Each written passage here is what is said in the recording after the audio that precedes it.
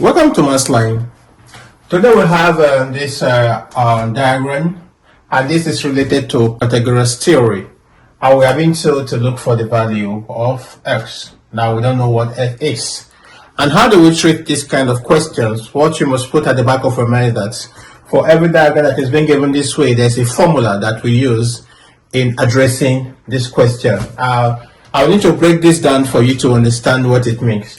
First, we have this line, this straight line from here downward to this place. This is what we call the vertical. And this base one from here down here is what we call the horizontal. And this long line here is what we call the hypotenuse. So this is the hypotenuse. So in this case, for us to look for the value of x, here we can label this to be A, we can label this to be C, and we can label this to be C.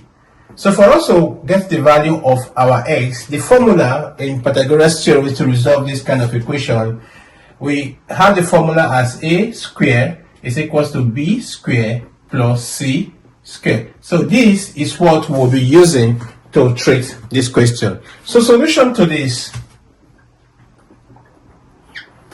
to find the value of x, if we input this formula here, which is a squared plus b squared plus c squared, it means that the value of our a squared is x, which means that we have s squared is equals to, what is our b squared?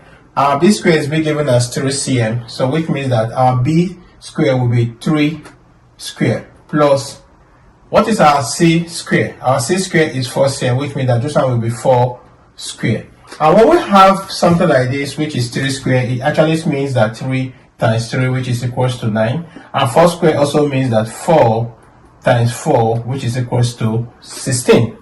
So if we put this value into this, we now have s squared is equals to 9 plus 16, and our 9 plus 16, if we put it together, will give us 25, which means that our s squared is equals to 25. So which means that we are halfway done with what we are doing. Now, what is the value of our s? We're actually looking for s but not s squared.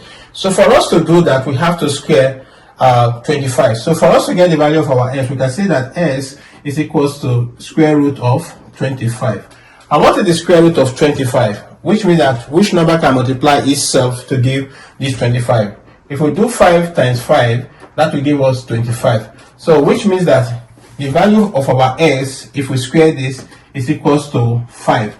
Now we can't leave our answer this way because it's been given a unit to that. We can say that our s is equals to 5 centimeter. And this is what we have. And I believe that this have helped someone out there. I'll see you in my next class. Thank you.